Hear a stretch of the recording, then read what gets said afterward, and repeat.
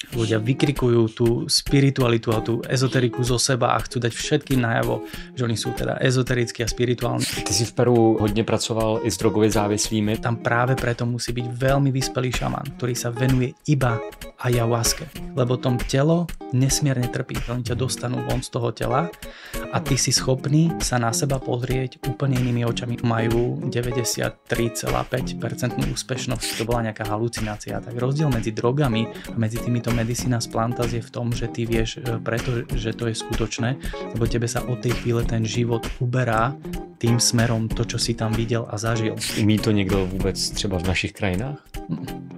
Vůbec bys nedoporučoval? Vôbec by som nedoporučoval.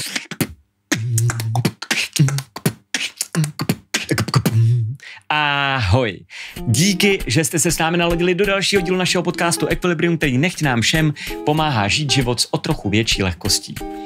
Jestli vás zajímají témata zdravé psychiky, naší duše, tak rozhodně přestaňte trénovat vašeho Yorkshira a dejte si tenhle díl.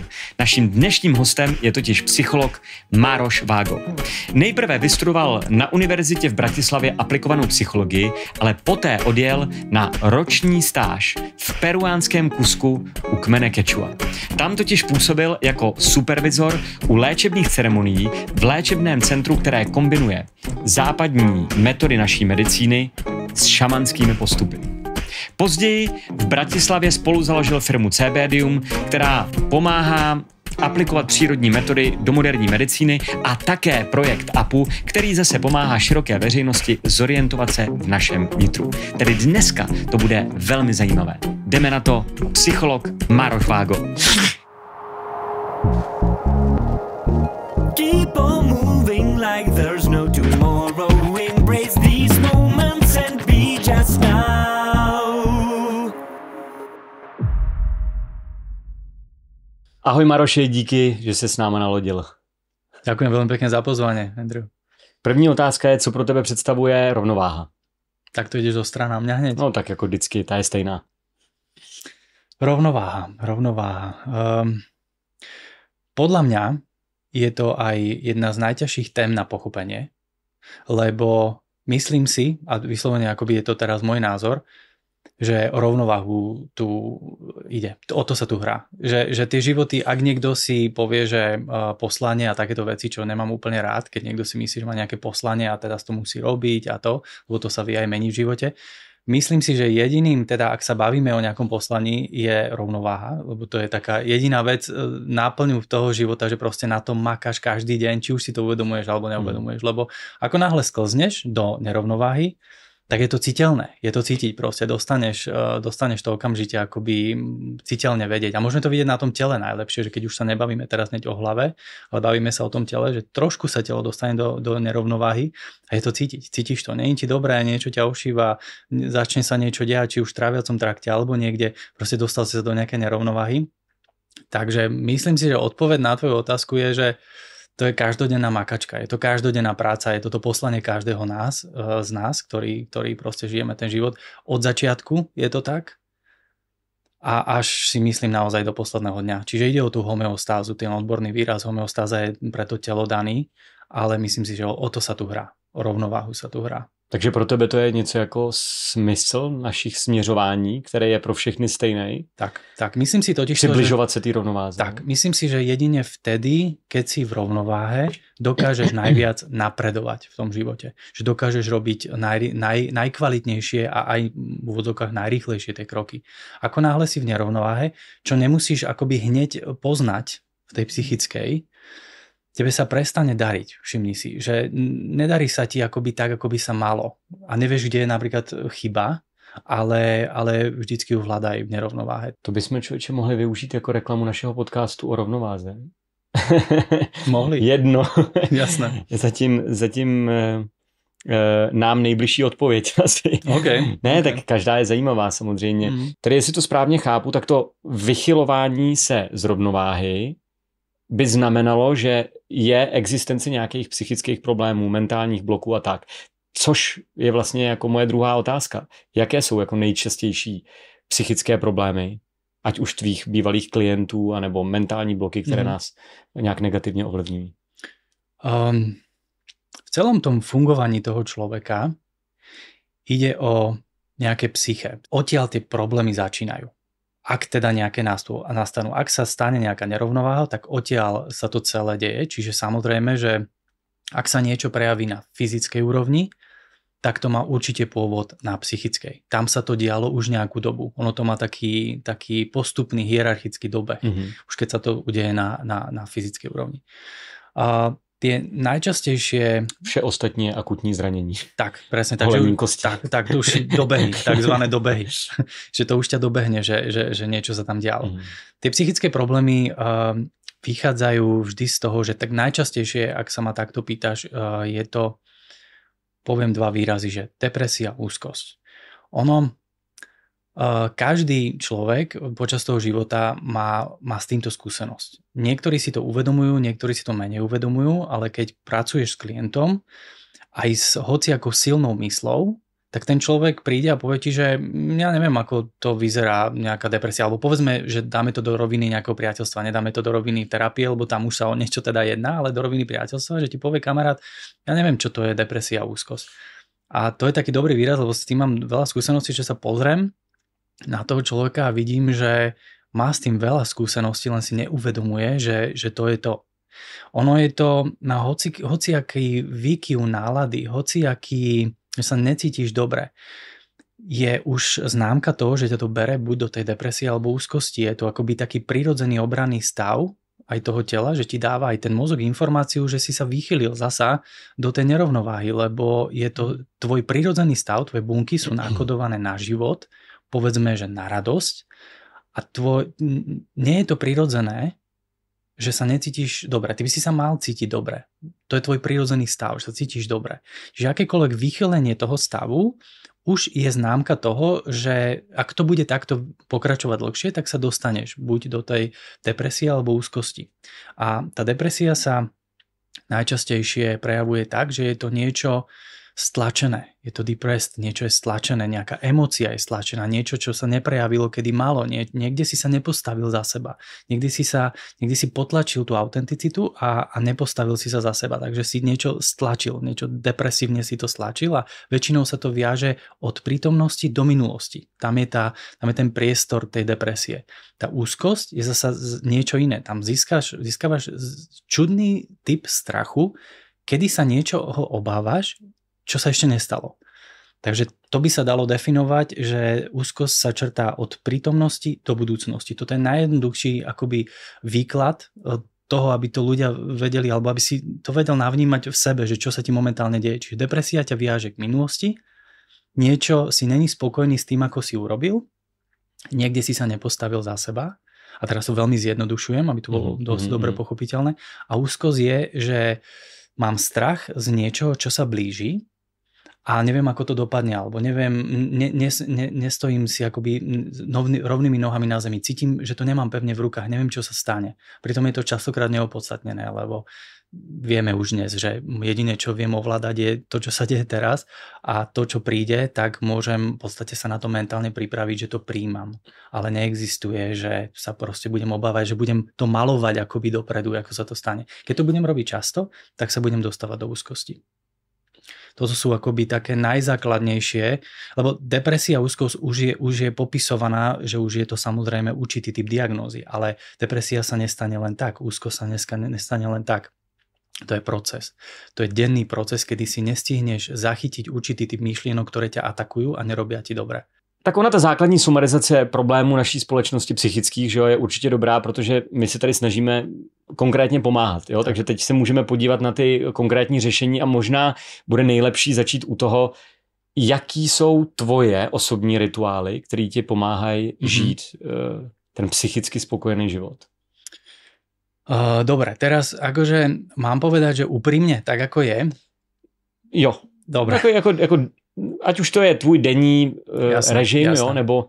Vieš, prečo sa ťa pýtam, lebo keď to poviem, tak veľa ľuďom, alebo mohlo by sa zdať, že je to príliš náročné a hovorím to preto, lebo aby sa niekto akoby nevyplašil. Ide o to, že uvedomujem si, a bolo by super, keby si to každý z nás uvedomil, že či už si vyspelý alebo menej vyspelý, ten život vie byť ťažký. Je to náročná vec. Tu už bolo veľa takých, ktorí prišli a povedali, že to tu majú zmáknuté a že to poznajú a vedia sa výborne orientovať v duchovnej rovine, v racionálnej rovine, v energetickej rovine. Už bolo veľa takých na tejto planete a vždy prišli hovorím tomu, že zaplakali, lebo vie ťa to tu prekvapiť. Ten život vie byť náročný a vie byť náročný kvôli tomu, lebo to tá duša vnútri alebo to vyššie ja nejakým spôsobom to organizuje tak, že verím tomu, že život na tej planete alebo v tej 3D forme je určitým vyvrcholením v procese učenia. Tu sa dajú zažiť neuveriteľné veci, lebo tu používame naplno tie emócie. Takže keď si naplno tie emócie a pocity a vie sa to tu meniť zo sekundy na sekundu a nie všetkomu rozumieš, takže to je ďalšia tá frustrácia, že preto to hovorím, je to tu veľmi zaujímavé. Nerad používam slovo náročné, lebo to naozaj je to zaujímavé. Takže keď si uvedomíš túto rovinu, tak potom aj chápeš, že sa musíš aj tak postaviť k tomu životu, že musíš byť bdelý a pripravený. Nemyslím to teraz v princípe takej vojenskej disciplíny, lebo to tiež nie je dobré, ale na to, aby sa ti darilo, aby si dobre fungoval, je potrebné využívať svoj maximálny potenciál, dary, ktoré máš, ale aj dať do toho tú snahu a tú prácu na sebe. Hovorím to preto, lebo niekedy sa človek aj zlákne, že koľko vecí robím, ale robím akože za deň, akoby, že aká je moja príprava alebo tie denné fungovania, ale robím to preto, lebo je to veľmi funkčné a nezaťažuje ma to. Čiže ak to poviem, alebo ak niečo niekde takéto niečo poviem, tak ľuďom sa zdá, že to je príliš veľa, to by som ja nedokázal robiť, veď ja mám starosti, kopec a na toto nemám čas a tak, ale je to všetko len vyhýbanie sa tomu, lebo je to veľmi potrebné. Ja ten deň, samozrejme stále to vyľaďujem a vylepšujem, lebo cítim, že keď niečo akoby opomeniem alebo neurobím dobre, ja to cítim okamžite v tom dni, že som niekde urobil chybu a že nemám dostatok akoby síly, energie a veci, ktoré by som mal. Hneď ma to bere do tých, že si počujem tie myšlienky, aké mi idú a viem, keď zachytím tú myšlienku v hlave, že je nejaká taká povedzme, že neúplne tvorivá, tak viem, že niekde mi ušlo, lebo to nemá byť prirodzený úplne stav. Takže ja sa veľa venujem ráno takomu svojmu psychicko-duševnému stavu, ale aj tým, že robím akoby aj box a bojové športy a veľa sa zaoberám športami, tak robím aj taký stretching ráno, ale taký veľmi kľudný, pohodlný pre to telo, aby som neurobil yoga je veľmi super, príjemný typ, napríklad yin yoga je veľmi dobrá na ráno, ale veľa sa venujem akoby takému svojmu duševnému stavu. To znamená, že som v tichu, nezapínam hneď telefóny ráno, že som už tak drzý k tomu životu, že po zobudení aj 2 hodiny si nezapnem telefón, tak som drzý a zostávam proste v tichu, nechcem nič počúvať, nechcem ničím byť akoby ovplyvňovaný, lebo proste chcem počúvať, čo sa deje vnútri. Ale tiež je to proces, ktorý som budoval dlho. Venujem sa či už meditácii alebo modleniu. Mám veľmi blízky vzťah aj k modleniu, som z kresťanskej rodiny, napriek tomu, že to kresťanstvo som trošku prerastol, lebo som pochopil, že niektoré veci sú tam veľmi limitované a limitovali ma, ale keď sa potrebujem dobre vyladiť do toho dňa, že mám náročné veci, tak mám rád sa pomodliť, mám rád sa venovať akoby tomu stavu, kedy tie myšlienky ma nemajú šancu atakovať. Takže dávam tomu dobrý priestor aj 2 hodiny kľudne ráno. Mám takú svoju očistu, samozrejme to neznamená, že keď tam máš človeka, s ktorým žiješ, rodinu a tak to sú súčasť toho procesu, nesmú ťa rušiť, lebo ak ťa rušia, tak niečo nerobíš dobre, takže teraz to hovorím každý si musí napasovať ten svoj spôsob. Potom samozrejme sa pripravím na to, čo ma ten deň čaká. Je veľmi dôležité, že proste sa tak navnímať, že dostaneme sa k tomu slovu, navnímať, ale pocitovo proste, že ako sa dnes cítim, je veľmi dôležité, čo si oblečeš v tom dni. Nie preto, aby si, neviem, ako vyzeral dobre a tak, ale v čom sa budeš cítiť dobre, je to dôležité. Je to celé ten rituál. A keď už potom sa vyberiem do toho dňa, tak snažím sa čo najviac sa sústrediť na to, čo momentálne robím. Keď sa cítim unavený v priebehu toho dňa, tak normálne sa zastavím a vypnem. Na chvíľku pozerám sa z okna, alebo sa s niekým rozprávam, alebo si pustím nejakú dobrú hudbu, alebo si pustím aj niečo, čo je prihlúple, vyslovene, ale venujem ten čas, že vyslovene, že vypnem a potom zasa zapnem a zasa idem akoby sa sústrediť na to, čo robím. Takto prebehne celý deň a potom mám samozrejme večerné rituály, ktoré venujem veľa športu, aby som zasa tú energiu z toho dňa, ktorú som nahromadil a nestihol som ju spáliť, aby sa neobrátila negatívne proti mne, tak ju zasa tým športom dám vlastne von z toho tela. Čiže idem na tie moje obľúbené tréningy, podobné veci, na nejakú regeneráciu. Dobre sa snažím jesť celý deň, dostatok tekutín, ale takto sa to zdá, že veď to je normálne, ale je to dosť tvrdá mákačka, ale keď už to robíš tak, že je to pre teba príjemné, že cítiš tie benefity, tak si to neuvedomuješ a tam sa potrebuješ dostať akoby do tohto stavu, aby ťa to nezaťažovalo, ale aby si to aj urobil. Takže zasa, výsledok je rovnováha.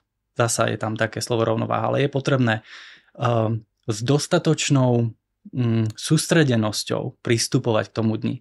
Vieš, že ľudia si povedia, že tento deň mi ušiel, nepodaril sa mi. Dobre, zajtra začínaš od znova, normálne, že celý tvoj život začína zajtra ráno, čiže v pohode, nič sa nestalo zlého, aj keď ti niečo ušlo, ale nepremárni ten deň zbytočne. Nepremárni ho. Tak ona asi ta disciplína, lomeno soustředěnost tak. Je vlastně zaměnitelná za takový malý každodenní všední momenty té meditace, ne? Tak. Že jako proč bychom museli meditovat, kdybychom uměli se 100% soustředit na každou činnost? Výborne hovoríš. Ja to často hovorím niekde, kde akoby mám prednášky alebo učím niekoho niečo alebo vediem niekoho k niečomu, dajme tomu terapiou. Volám to 24-hodinová meditácia. Možno si to niekde aj zachytil a používam tento výraz veľmi rád, lebo toto je presne to, čo si povedal. To je vlastne odzrkadlenie toho stavu, že ja keď sa ti mám aj priznať, ja som není úplne meditačný typ človeka. My tu západná kultúra, my nemáme úplne k tomu až taký veľký presah. My máme skôr presah k tomu modleniu. Ale tá meditácia, to je vyslovene, keď ťa to baví a keď to cítiš, že je to veľmi potrebná pre teba vec, tak to rob. Ale náš mozog západnej kultúry nie je úplne orientovaný týmto smerom. A presne to, čo si povedal, som rád, že si mi nahral, lebo takto to nejako má fungovať, že ty si vlastne v meditácii celý deň a to je tá bdelosť a sústredenosť. Ty musíš mať zatvorené oči a teraz byť v tichu a teraz makať tam na niečo a keď ťa niekto vyruší, tak s ním vyrazíš dvere. Ty potrebuješ meditácia je výborná vec, je to tréning upokojenia mysle. Ale ľudia za tým častokrát hľadajú niečo viacej, chcú sa niekam prepracovať, chcú vidieť nejaké vízie, chcú vidieť niečo. A meditácia je vynikajúci nástroj na upokojenie sa, ale ty vlastne dokážeš tú meditáciu natiahnuť do celého dňa. Čiže preto to volám 24-hodinová meditácia. My sa teraz rozprávame, ale v podstate meditujeme, robíme príjemnú vec. Snažíme sa. A proste sme v rovnováhe, je nám príjemne a je to druh meditácie s otvorenými očami a kľudne aj s rozprávaním. Často se lidi bojí sofistikovanosti těch slov, že jo? Nebo těch významů za těmi slovy, tak možná vlastně má dost blízko k té koncentraci, ne? Presne tak. Je to o sústredenosti a koncentrácii. No tak to už jsme tak malinko nakousli téma spirituality, tak jak je pro tebe významná spiritualita v tom každodenním životě? Jak by měla být významná pro všechny? Ak si to zasa rozdelíme na drobné, tak dnes už je jasné, už aj neuroveda veľmi kvalitne potvrdzuje, že my proste sme nejaké spirituálne bytosti, že to vnútri tá energia, ktorá hýbe s tým telom, že to je nejaká energická esencia. Niečo proste sa deje vnútri, čiže my sme v prvom rade spirituálne bytosti. Takže až potom sme všetko to ostatné, že máme to telo, máme tú osobnosť toho ega, máme tie genetické predispozície, máme tie ďalšie veci, máme ten fantastický mozog, ten nástroj, ktorý tu vie chodiť v tej 3D zóne alebo realite. Čiže v prvom rade akoby začíname s tým, že sme spirituálne bytosti, či už si to uvedomujeme alebo nie. Čiže spiritualita je takisto na číslo 1 mieste. Je to vec, ktorá je ale veľmi príjemná a tichá. Takže nie je to, čo teraz je také módne, že tak poviem, že ľudia vykrikujú tú spiritualitu a tú ezoteriku zo seba a chcú dať všetkým najavo, že oni sú teda ezoterickí a spirituálni. Ale spiritualita je jedna z najpodstatnejších tém a zároveň aj akoby oporou, je to tvoja opora, ale nikoho s tým nemusíš otravovať. Že ona má veľmi tichý potom. Spiritualita je niečo, keď aj zažiješ, nemusíš sa hneď spirituálne, nemusíš sa hneď rozbehnúť a ísť to niekomu rozprávať alebo proste ísť rozhlasovať to do celosveta, že ty máš takýto zážitok. Spiritualita je veľmi, má perfektnú pokoru. Tak ona je tichá. Že ti do toho skáču, tam možná je i hodně významný, s jakou tou emocí nebo s jakým tím pocitem to předáváš dál. Jestli to je tím pocitem radosti, že to chceš s někým, třeba se svojí ženou sdílet, že si, já nevím, jsem teď zažil, že jsem jel autem a viděl jsem skočit srnku a skočila přesně do rytmu nějaký hudby, kterou jsem poslouchal, že tam byl stop time. Ona skočila takhle přes tu silnici, víš, a jelo to dál a vlastně já jsem úplně zažil takový ten okamžik, víš, jako a teď z toho máš radost a chceš to třeba někomu sdílet a možná je to něco jiného, než když to někomu chceš sdílet na ty sociální sítě, že jo, tak. Že jsi ten hustý borec, tak. Protože jo, jakože jenom takový nápad k tomu, jo. Teraz som si veľmi užil ten zvuk, ktorý si urobil, lebo som tu oproti tebe, sme pomerne blízko, nepočul som ťa to takto ešte a je to vynikajúce urobené, natrénované to máš, procítil som to úplne ten zvuk, jak si to dal. Perfektné, super. A určite súhlasím aj s tým, čo si povedal. Je to proste nejaký spirituálny zážitok, ktorý sa nám deje všetkým, každý deň všelijako, lebo my tu všetko okolo nás je vlastne naozaj jedna veľká spiritualita, ktorá má svoj význam, logiku a postupnosť a nedejú sa veci len tak. Takže niečo to znamenalo, bol to nejaký znak, ty si ho všimol. Nemusíš hneď vedieť, čo to znamenalo, ale zachytil si to. To je veľmi dôležité, lebo ťa to obohatilo tá situácia a presne s tým môžeš to povedať svojej žene, ktorá je ti najbližším človekom, parťakom to ja nazývam, lebo sa chceš podeliť o to je niečo veľmi príjemné. Len hovorím teraz o tom, že keď niekto si myslí, že niečo zažil, a okamžite sa rozbehne to rozprávať, nehodnotím to vôbec teraz v zmysle, že to je zlé alebo dobré, ale je to skôr taká škoda, že ten zážitok, ktorý sa ti udial, tak si sa s ním podelil a si to akoby pustil, lebo to je dar, ktorý ty si dostal a ty si ho proste pustil ďalej a on sa stal kvôli tebe, prišiel pre teba a ty si ho, dajme tomu, z vesmíru prišiel pre teba, ti bol daný a ty si ho proste zahodil, dal si ho niekomu inému, takže v takomto význame to myslím. Ale je úplne v poriadku, keď sa s blízkym človekom podelíš o niečo zaujímavé, čo sa ti stalo. Len ak si niečo obdržal, tak je to pre teba. Nemusíš to rozdávať alebo dať niekomu inému, ale to je ešte zložitá téma. Tam je to presne o tej pýche a pokore. Takže je dobrý vždycky si vysvětlit ty pojmy, co za nimi ten, který člověk má. Jo. Tak když se řekne spiritualita, co to představuje pro tebe? Jak vnímáš tenhle ten termín? Nebo co v tvém životě je spiritualita? Jak ji můžeme hledat? Asociáciu mám k spiritualite úsmev. Keď sa niečo udeje, také, že cítim, že to je hlbšie, tak sa usmejem a som ticho, lebo sa veľmi poteším. To je pre mňa, akože toto pre mňa reprezentuje spiritualita a za tým je hneď aj jasná tá energia. Je to niečo, čo viem, že môžem tomu naplno dôverovať a to je ten úsmev. To je taká oddanosť a taká plná dôvera. To je to, čo pre mňa spiritualita znamená. Ja cítim, ako veľmi to má hlboký presah do môjho života, ale do každého životov, lebo vidím tým ľuďom, že sa dejú veľa vecí a je to pre mňa len také, že keď mi niekto začne rozprávať nejaký zážitok, tak sa snažím sa len usmiať a snažím sa ho v tom upokojiť, že aby si to užil, aby si to čo najviac užil, lebo čím viac bude o tom rozprávať, tým menej toho úsmevu tam môže dať a je to škoda. Takže za mňa je spiritualita opora. Je to určitý typ opory. Také radostné opory. Ty jsi mě možná i zeptal, jak nás napadlo tě pozvat do našeho podcastu a já jsem ti řekl jenom část té pravdy. Jeden z těch důvodů je, že jsi přesně z těch lidí, který nefunguje černobíle. Jo? Jeden z příkladů je, že si dělal bojové sporty, dokonce si působil jako ochránce, nebo jak se to jmenovala přímo ta funkce na Slovensku? Osobný strážce. Osobný strážce. Takže jako velmi maskulinní, že jo, prostě záležitost, racionální, maskulinní, tvrdá, ostrá věc a do toho naproti mě potom sedí takový člověk, že jo, který jako vnímá ty duchovní roviny a jde do hloubky a vystuduje psychologii a rok stráví v peruánském Kusku a tak dále. Takže jsou to velmi jako rozporuplné světy, které si myslím, že jsou naprosto přirozený a takové lidi samozřejmě si sem snažíme zvát, jo, ať už to je racionální psychologie nebo naprosto spirituální, racionální, duchovní poloha toho šamanského světa v Peru. A zajímá mě, proč proč v dnešní době bývá ten svět jako takhle rozdělován? Čím si myslíš, že to je, že lidi jako inklinují vždycky k tomu A nebo Z, ale N-ko a Očko jim zůstává zakryté, jo? Jako, není to škoda?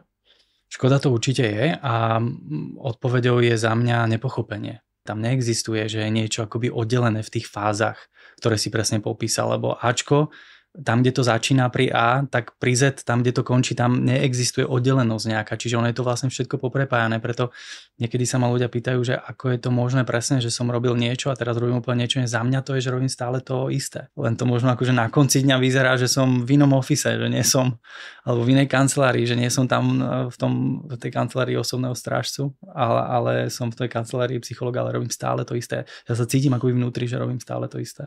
Tak oni asi i nejlepší mistři bojových umění se snaží nikdy nejít do konfliktu, že jo? Tak. Perfektně zvládat jako to umění, ale jestli se nemýlim, vlastně vždycky se snaží utíct a vlastně preventovat ten konflikt a... To je vyspelosť, áno. A co si budem povídat? Tak. To je velká psychologická práce, že? Tak. To je vlastne ten výsledok, že ty nie si tu na to, aby si akoby okamžite odreflektoval to, čo tam z toho ega, z tej osobnosti, ale ty si tu na to, aby si predchádzal určitým veciam, aby si sa vyhýbal veciam, ktoré nie sú potrebné pre tvoj život. Vieš v nich reagovať, už keď sa v nich ocitneš, tak už vieš zareagovať, vieš, čo máš urobiť, ale tvojou snahou je ich uvidieť a vyhnúť sa im. To je myslím, bezvadná věc, že tady jako zazněla, že taková ta laskavost vlastně v těch každodenních setkáních. Nedávno se mi třeba stalo, že jsem měl na jednokolce po přechodu velmi ve zkratce a protože jsem z ní neslezl, tak nějaký týpek na mě najížděl a normálně já jsem se opřel o to auto prostě a jel jsem za ním, že jo, a ptal jsem se ho jako v klidu, jsem právě si říkal, zůstaň v klidu, i když mě vlastně jako přejel, de facto mě srazil. Tak jsem se ptal, pane, prosím vás, proč jste do mě najel? A on, co si děláš srandu, tady nemáš co dělat, teď to je dopravní prostředek. A vlastně já jsem si uvědomil, že má pravdu a jenom byl vytočenej, jo? Takže jako přesně takový to, jak se snažíš pochopit ten svět toho člověka a říkám, máte pravdu, já jsem měl slízt jednokolky, tak já vám slíbím, že příště vždycky slezu a jestli vy mi můžete slíbit, že nebudete najíždět do lidí, tak to bude úplně jako super interakce. A on byl 2metrový velký, že o 2 hlavy větší jak já. A bylo krásný, jak úplně sklidnil a podal mi ruku a říkal, já se omlouvám, mám dneska blbej den, příště už to neudělám. A vlastně hrozně hezká interakce a to bych mohl říct dalších 10 takových příkladů, takže mě to jenom připomnělo, že možná ta laskavost je často odpověď, ne? Na ty denní konflikty. Určite áno, len zaujímavé je, že už si trošku zariskoval tým, že si tam išiel a opýtal si sa tú otázku. No a mohl som dostať tečku, samozrejme. Áno, ale si to zvládol dobre, lebo si veril, že to v tej situácii zvládneš. Ja predtým, ako sme dnes išli nahrávať, tiež som ti povedal jednu vec, ktorá sa mi páčila, prečo som sem prišiel, lebo cítim, že máš dobre zvládnutú odvahu. Nebojíš sa toho života. A to je veľmi dôležité, lebo na jednu stranu sme si povedali, že ten život vie byť ostrý, ale na druhú stranu my sme ešte ostrejšie aj bytosti, my sme ostrejšie ako ten život. Mám na mysli, že sme veľmi vyspelé bytosti. Napriek tomu, či si to uvedomujeme alebo nie, my sme tá esencia, tá energia, ktorá vnútri hýbe s tým telom, to je veľmi vyspelá záležitosť a my sme pripravení na tú obťažnosť toho života. Takže chcem tým povedať, že netreba sa tu toho života báť, lebo je dnes už jasné, už je to dobre vedecky podchytené, že my si vyberáme tie životy, my vchodíme do tých životov, my si ich plánujeme, my to celé tu zariadujeme, takže keď si sem chcel ísť, tak asi si mal dostatok odvahy a nebal si sa toho života. Len potom počas toho života sa nám stane, že zabudneme na to, že sme sa vlastne sem tešili a že sme to tu chceli celé absolvovať. Takže toto je to, čo sa mi na tebe páčilo, že cítim to, a vnímám z teba, že sa už nebojíš toho života. Nemůžem se nezastavit u ročního pobytu v Peru v tvém případě. Jak tě to změnilo? Po studiu psychologie si dát tady ten roční trip. Ďakujem ti za otázku. Akože dostávam ju často, ale viem, ako sa to teraz pýtaš a pýtaš sa to dobre. Ľudia si myslia častokrát, že v tom Peru, alebo že ideš, akože sa ti podarí dostať k tej šamanskej kultúre, ktorá je veľmi vyspelá v tom, že to sú ľudské bytosti, ktoré vedia fantasticky pracovať s tou spiritualitou, so svojím energetickým, akoby so svojou energiou, ale aj so svojím telom a sú veľa v rovnováhe. Takže preto sú tak dobre usadení a predávajú si určitú tradíciu a vedomosti z otca na syna, z dcery, z matky na dceru. Takže preto oni udržiavajú takú tú vedomú silu. A ten pobyt bol taký, že ja už keď som tam išiel, častokrát si ľudia myslia, že tam sa niečo zmenilo a že tam sa ti otvorili veci a teraz rozprávaš, Maroš, o takýchto veciach, ale ono sa to nikdy nedieje v tom živote takto, že niečo príde a že tak výrazne tam musí byť nejaký predpoklad, nejaká predispozícia. Ja som mal veľmi blízko k spiritualite, ale k takej dobrej racionálnej, to nenazvem, takej racionálnej spiritualite, že som si uvedomoval veci a nemusel som chodiť v batikovanom oblečení a nemusel som robiť všetky tie ezoterické veci na to, aby som povedal, že vnímam duchovno, ale používal som ju celý život, tú racionálnu spiritualitu vo všetkých zamestnaniach, vo všetkých situáciách partnerských, akýchkoľvek. A keď som tam prišiel, tak to, čo sa zmenilo, odpoveď na tvoju otázku je, že som si veci akoby, ako sa povie to slovo, že som si ich potvrdil, že tak sú, že som si ich ochytal a že som ich do hĺbky pochopil. A to pochopenie sa stane, keď niečo pochopíš, tak sa to stane tvojou pravdou. Takže určite tam bola zmena, veľká zmena, ale nebolo to, že predtým bol nejaký Maroš a potom bol úplne iný Maroš. Predtým bol Maroš, ktorý si veci uvedomoval a tam dostal to razítko. Sám sebe som dal to razítko, že som veci pochopil akoby do hĺbky logicky a tým pádom som schopný dnes potichu integrovať veci a usmievať sa a nemusím nikoho o tom presvedčať, lebo viem, ako tie veci pre mňa fungujú. A změnilo ti to nějak jako pohled na lidskou psychiku nebo na to jak fungujeme, na naší mysl, duši? Áno. Je tam něco jako, co si objevil? Zmenilo. Musím povedať, že zmenilo. Tá psychológia je štúdium ľudského správania, dá sa povedať ega, lebo tá osobnosť to je to ego. A aj je to kvalitné štúdium na to, aby si pochopil, ako funguje mozog, ako funguje hlava.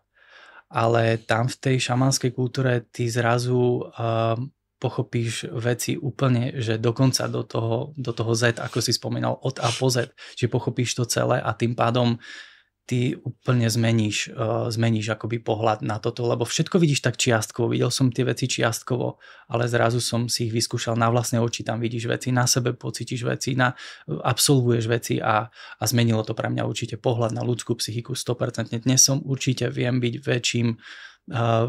väčšou nápovedou, väčšou oporou pre človeka, s ktorým pracujem, ako predtým. To určite áno. Ale je to zážitek, který je doporučitelný každému? Nebo to je prostě, je to skutečně jako pro lidi, kteří už jsou v nějaký úrovni vnímání světa? Pak si to dají, ne? Áno, musím povedať, že áno. Musím povedať, že dnes, keď sa ma opýta človek, že či by som mu doporučil ísť na určitý typ ceremonie, tak by som tak najskôr si ho pozriem, toho človeka, najskôr s ním skúsim trocha popracovať, aby som videl, že či ho to nezaskočí, lebo sú to veci, na ktoré treba byť určitým spôsobom pripravený. Ja poviem na rovinu, že to treba tam určitý druh akoby poznania seba. To je veľmi dôležité. Ja už na tej ochranke som veľa zažíval situácie, kedy som sa musel spoľahnúť sám na seba, lebo boli tam ostré situácie, udialo sa to v 100 sekundy a ja som musel sa vedieť spoľahnúť na seba. A toto je tá danosť, ktorú som aj tam veľmi využil. Toto je to, že ty musíš trochu už poznať svoje schopnosti, možnosti, ale nie z toho ego pohľadu, že si myslíš, že všetko si môžeš dovoliť. Ty musíš vedieť, kde sú tvoje hranice, čo dokážeš zvládnuť. Musíš sa už akoby poznať. Toto musím povedať, že je asi najväčší predpoklad. Čiže nie každému to doporučujem a nie každý to potrebuje. Vieš, ľudia si len myslia, že to chcú, lebo majú, dajme tomu, ako nejaké hobby, alebo si myslia, že by to bolo výborné, keby mali takúto skúsenosť, ale vôbec nie. Môže to aj poškodiť toho človeka v určitom smere, ak na to nie je pripravený. No a v kontextu teda toho zážitku, toho poznání, který jsi tam nabyl, když se potom díváš na tu západní psychologii, tak kde tam vidíš jako největší slabiny? Práve v tom nepochopení toho od A po Z. To je tam najväčšia Takže slabina. absence té celistvosti, tak, nějaký, toho nazírání jako tak, celku. Áno. Ale v medicíne to vidím, v psychiatrii to vidím, v psychológii to vidím. Vidím to, že ja som odborník na túto vec, ja sa pozriem z tohto uhla pohľadu z môjho úseku a viac ma nezaujíma. A to je tam, kde tam absentuje veľmi tá západná kultúra, že my sme tak inteligenčne nabití v tej ľavej hemisfére, sme tak ten inteligenčný kvocient tak pracujeme silno na ňom, že sme schopní určitý úsek pochopiť na dokonalej úrovni, ale vlastne ti zrazu zistíš, že ti začnú chýbať iné tie kúsky tých puclí a si vlastne nepoužiteľný, lebo ty nemáš tú celistvosť ochytanú. Že ty nevieš, že tento úsek súvisí s týmto úsekom a nevieš to prepojiť. A to je tá sranda toho šamanizmu. No, tam to všechno začíná. Tam tak. Jakože já teď si úplně vybavuju, když na jedné straně nějakou takovouhle prastarou techniku, na který nejsou žádný studie, nebo pokud se nemýlím, jo, jako ayahuasca třeba, ale funguje to prostě tisíce let. Tak. Těm lidem to pomáhá, samozřejmě jsou tam výjimky, že jo, v kontextu toho, co říkáš, není to pro každýho. Ale to může být cokoliv, to může být čínská medicína, jo, která čokoliv funguje prostě a sakra musí fungovat, protože je tady tak dlouho. Už jenom tím historickým potvrzením. Že jo? A na druhé straně je tady třeba zážitek teď mojí sestry, která je neuroložka, na svatý Aně v Brně a teď byla přímo u zákroku vlastně jemně intervenčního zákroku u pacientky, která trpí epilepsií a oni vlastně hledali to centrum, vlastně, kde je uložený ten problém epileptický a říká, že se sejde konzilium, že se tam sejde neurochirurg, neurolog a epileptolog a vlastně vyhodnotí, do jakého centra půjdou intervenčně a budou testovat, kde je ten elektrický impuls, který způsobuje v tomhle případě úzkost. Zanesli sondu do toho mozku intervenčně, to znamená mikrojehlou a stimulovali to centrum a normálně se, jak nám říkala, hele, v jednu chvíli ta pacientka se říká, to je ono, bože, já mám takovou úzkost. Šup, normálně, spínač, ano, ne. Jo, to je na té druhé straně. Tak. A teď prostě si představíš tu šíři, jako, že to je fakt tlak. Jako, presne tak. Že se to nedá zpochybňovat. Ani jeden ten svět, ani druhý. A proto tady sedíš. Víš, jako, to je jako velmi dobrý, že mně přijde, že to takhle vnímáš. No, ide o to, že sranda je, že lekári niekedy mám pocit, že nechcú povedať veci napriamo, lebo by sa vlastne išli by sami proti sebe a majú strach, že by ich niekto akoby nebral v tej ich práci. Oni totiž to majú neskutočne veľa spirituálnych zážitkov pri tých operáciách, pri tých veciach, pri tých hlbokých záležitostiach, pri tej operácii toho mozgu. Oni majú najviac spirituálnych zážitkov. Len je otázkou, ako to ten človek integruje, ako si to vysvetľuje ten lekár, ako si to vysvetľuje, lebo oni zažívajú. Ako si to nechá si pustiť do tela, pretože to musí byť taky ako náročný se s tým vyrovnať. Presne tak, to je ceremonia šamanská, toto nazývam. Že to je, a ja mám nespočetné množstvo známych lekárov, psychiatrov, psychologov, ktorí samozrejme viem s kým ako rozprávať, ale vidím aj u tých najzatrpknutejších, najracionálnejších, vidím, že majú tajomstvo. A že nechcú o tom hovoriť, lebo nemajú na to pre seba vysvetlenia. Keď to nemajú pre seba, tak to nemôžeš ani nikomu rozprávať, lebo akoby nevieš sa za seba postaviť. Ale to sú veci, ktoré sú neuveriteľné. Vieš, šaman by sa na tú epilepsiu pozrel, že by vedel, že má určite hlboký energetický presah a ten presah je v tom, že ten človek sa opustil v určitej fáze života, nedôveruje sám sebe, opustil sa, akoby zažil nejakú veľmi silnú vec, ktorá je uložená v tom podvedomí a v nejakom zmysle pustil ten život, že to tu nezvláda, on sa opustil, prestal mať, akoby šaman by povedal, že spojenie s duchom, ale ono nikdy to vedomie neodchádza to vyššie, ale on to takto pomenuje. To znamená, že on to pustil vďaka tomu, že zažil tam nejakú silnú vec, ktorou sa nepracovalo, ona sa tá vec potom vyvíja, medicínsky je jasne uchopiteľná, že tam nejaký elektrický impuls, ale čo ho spôsobuje? Na to ti už nikto otázku nedá, lebo aj keď na to prídeš nejakým technickým výskumom, tak na druhý deň urobíš znova ten výskum a už sa to nepotvrdí. A ty zrazu začneš tápať, že ale veď včera som vedel, z čoho to bolo. Dneska to už nie je a teraz nemôžem nikomu nič povedať, lebo ja to vlastne neviem. Čiže ide to do toho psyché. Ty jsi v Peru, pokud se nemýlím, hodně pracoval i s drogově závislými, tak vystává ti v mysli nějaký zajímavý zážitek, třeba nějaký jako transformace člověka závislého na drogách, který si ti měnil před očima?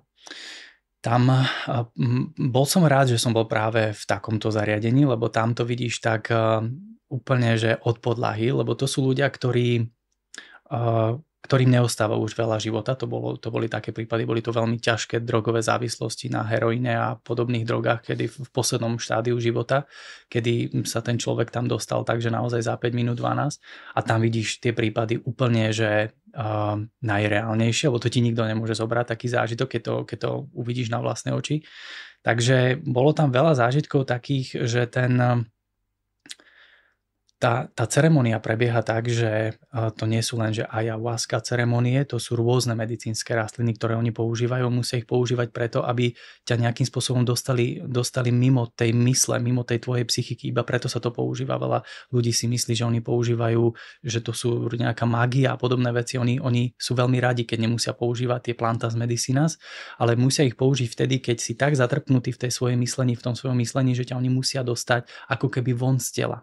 Aby si to nahlídl. Tak, skutočne sa tam deje, že tá liečebná metóda je vlastne v tom, že oni ťa dostanú von z toho tela a ty si schopný sa na seba pozrieť úplne inými očami, lebo jedine vtedy sa dá človeka zachrániť, keď je to už v takomto vážnom štádiu, aby si sa ty na seba pozrel, že čo stváraš. Vyslovene to takto poviem, aby si sa zbadal, aby si sa pozrel na seba z toho svojho vyššieho ja, pozrel sa na to telo, na tú osobnosť toho ega, na to všetko, v čom si sa zasekol, akým spôsobom tie hnevy, nenávisti a odpory v tebe pracujú a toto je základ tej metódy, že ty si zrazu schopný, tebe to dokáže takto zmeniť, lebo ty zistíš, že ty nie si tými strachmi, ani ten nešťastný človek, že to nie si v skutočnosti ty.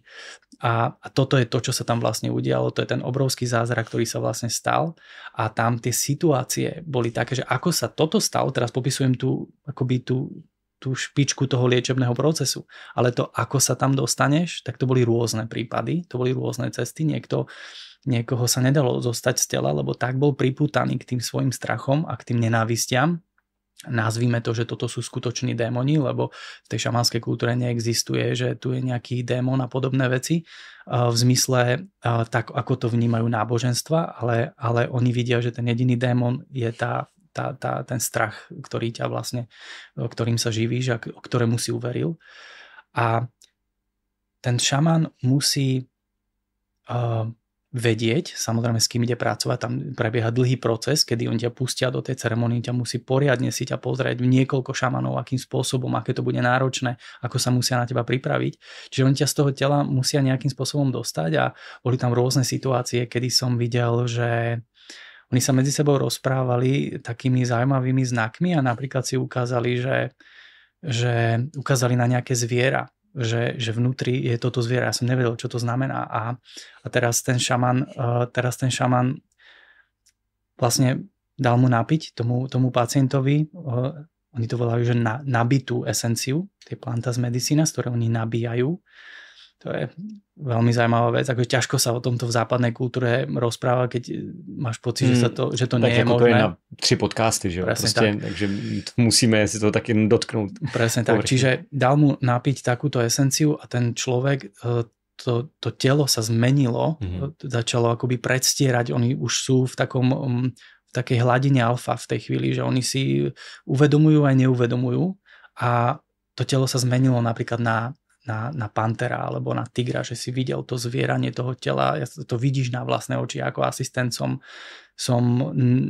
to nechápal to proste, že som nechápal, že a to je zázrak, že dnes o tom proste takto rozprávam, som si myslel, že nikdy o tom nebudem vedieť rozprávať a naraz to telo sa pohybuje ako tiger. A v tej chvíli a začne sa tak zvíjať na tej zemi, začne po 4 a v tej chvíli samozrejme sa čaká na to, pokým to ten človek vyvráti tú energiu, čiže začne vrácať a v tej chvíli sa mu uľaví a vlastne on sa môže dostať von z toho tela. Uvidí ten proces, že aká krvilačná bytosť sa z neho stala a že čo je to za neváženie samého seba a v tej chvíli vlastne nastáva ten liečebný proces a potom samozrejme ten šaman ťa dostane naspäť do tela a z teba je úplne iný človek. Čiže preto majú 93,5% úspešnosť v týchto liečbách, pretože ty sa vrátiš do toho tela a už si iný človek. Že zrazu sa nestane to, že už, lebo ty pochopíš úctu k tomu telu, k tomu životu, k tej duši, ku všetkému a vlastne vidíš, že si nejaká duševná esencia, že si nejaký duch a že ako veľmi si plýtval svojim životom, ako si veľmi škaredo so sebou narábal, ako agresívne si pristúpil k svojmu životu, ako deštruktne si sa ničil. A ty to všetko tam pochopíš a si schopný sa takto z toho dostať. Co těch zbývajících 6,něco%? Tam sa môže stať co se stalo tam, když to nevyšlo? Tam sa môže stať to, že teraz to poviem tak, ako to bolo, že tá duša toho človeka povie tomu šamanovi, že si nepraje zásah. A vtedy ten šaman to musí rešpektovať. Nepraje si ten zásah kvôli tomu, lebo tá duša si praje tento typ skúsenosti, tento typ života. Aj keď to vyzerá katastrofálne, aj keď si človek povie, že ako je to možné, proste možné to je, že ten duch povie tomu šamanovi, že nezasahuj. Ja to takto chcem. Takže vtedy sa do toho nezasahuje. A samozrejme je tam aj určité percento toho, keď sa tie veci ešte nepodaria, lebo na to je príprava, to sú dôležité veci, tam sa musí prizvať správny asistent, správny šaman, správna skupina šamanov, to sú detaily, to sú obrovské detaily, čiže aj na tomto som ja pochopil, aký je ten život krásny, lebo na všetkých detailoch záleží už podľa toho, keď vidíš, ako sa oni pripravujú na tú ceremoniu, čiže môže sa stať, že sa to aj nepodarí.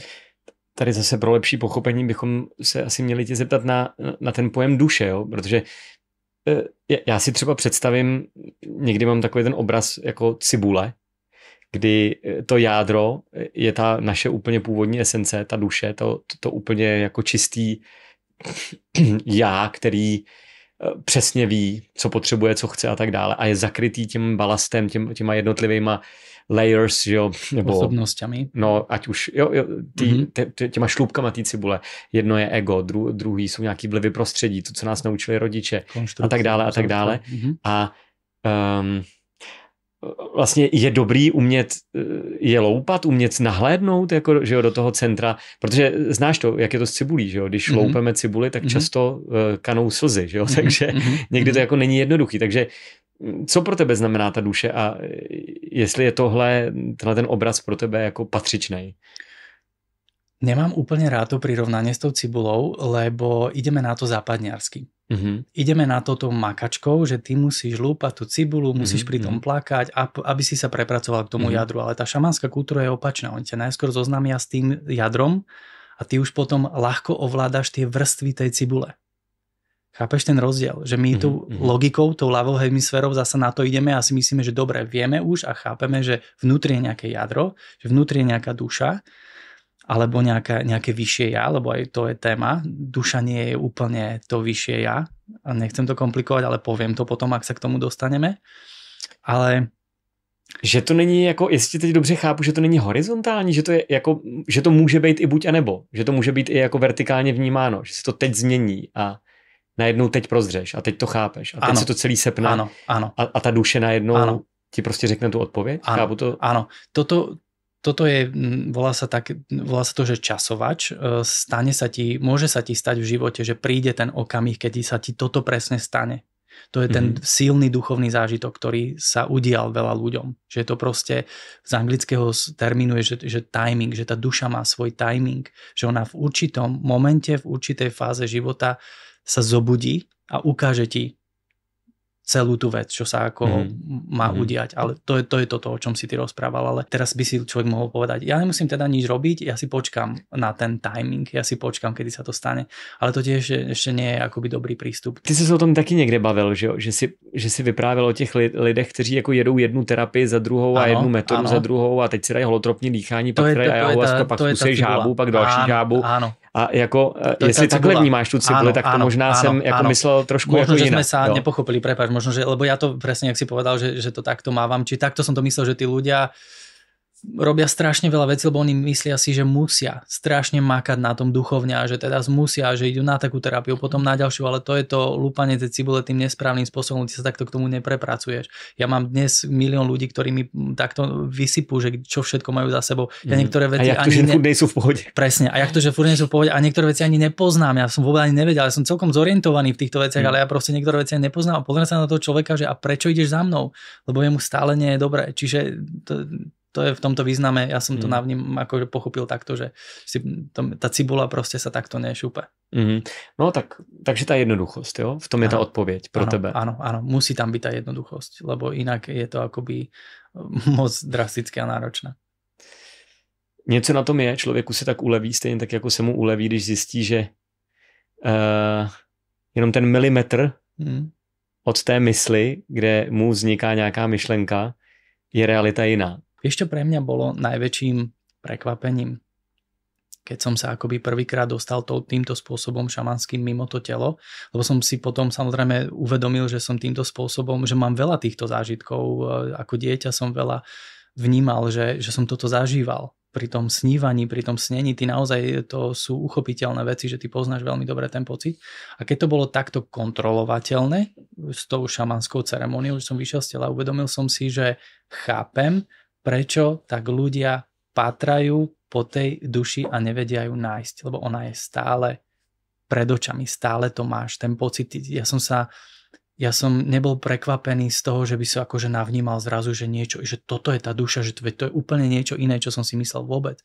To vedomie, nazvime to, že to je to vedomie, tá inteligencia, ty vieš presne, čo to je, len je zabalená do tých strachov, bolestí, mentálnych konštruktov, vzorcov, programov, čiže ty si viac sústredený na tie programy a vzorce a bolesti a trápenia, ako na tú dušu. A ona proste celý čas sa hlási o pozornosť, že veď som tu. Ty skôr jak zabalená, vidíš, to je ten ako obraz té. Áno, ale presne tak, len to zabalenie je taký trošku trik, že ty si môžeš vybrať, či sa budeš pozerať na tú dušu, alebo že či sa ideš pozerať na tie trápenia. A keď sa ideš na ne pozerať, tak to je náročné, aby si tie slúbky dával dole, lebo to je veľmi, veľmi ťažká cesta. Teraz sme to dostali. Takže jako často je odpověď, jestli tomu dobře rozumím, vlastně to uvolnění, ta lehkost, ten úsměv, mně se jako velmi líbilo. Ty si poprvé řekl něco, nebo pro mě, já jsem to slyšel poprvé, že spiritualita je vlastně ten úsměv. Protože ten zatím takovým příjemným, milým úsměvem, teď nemyslím, že se chlámeme, že se popadáš za břicho, že jo? Je ta radost a je tam prostě vždycky takový to uvědomění té radosti a toho jako propojení nějakého, že? Áno, a všimni si, že nemusíš o tom nikomu hovoriť, že si to vieš užiť. To je ten typ radosti, že ty to nemusíš proste o tom rozprávať, ty si to proste užiješ, sa usmieš a to sú tie sekundy, ktoré keď sa naučíš si predĺžiť, tak to je to, o čo ti ide, dotýkať sa tej duše. Díky za to. Teď teda ještě pojďme se, jestli můžeme vrátit do toho Peru, protože tam bych si na chvilinku chtěl zastavit třeba u rituálu ayahuasky. Pro koho si teda myslíš, že takový rituál je? Kdo na to je připraven a komu bys ho naopak rozhodně nedoporučil, kde to může dopadnout třeba i blbě? Idem od toho, že komu by som to nedoporučil. Nedoporučil by som to, ja ich volám, že pátrači. Sú to ľudia, ktorí proste sú pátrači duchovna. Oni proste, ich to veľmi zaujme, tá spiritualita, tie duchovné témy a začnú potom neuveriteľne pátrať a neuvedomujú si, že sa to stane ich hobby. A hobby má veľmi ďaleko od tej spirituality, lebo tú spiritualitu musíš žiť a cítiť, dá sa povedať. Ty nemusíš študovať a neuveriteľne veľa tých teoretických informácií nabrať a predbiehať sa jeden s druhým, že a vieš o tomto, ja som si teraz, že tam si mimo spirituality úplne. To je bohužiaľ tá nešťastná akoby taká spiritualita, kde pritom ezoterika je prekrásna veda, je to normálne filozofická vedecká veda, ale zneužíva sa na tieto účely, že tí ľudia začali pátrať po teoretických informáciách duchovna. Čiže to sú tí pátrači a týmto by som to určite nedoporučil, lebo to nemusí dopadnúť dobre. Oni majú od toho úplne iné očakávania, ako od toho dostanú. A tam ten centrálny nervový systém pri tých ayahuasca ceremoniách je neuveriteľne zaťažený. Tam práve preto musí byť veľmi vyspelý šaman. Takzvaný ayahuasker. To musí byť šaman, ktorý sa venuje iba ayahuaske. Čiže ako náhle je to nejaký taký hociaký a robí všetko, to v žiadnom prípade.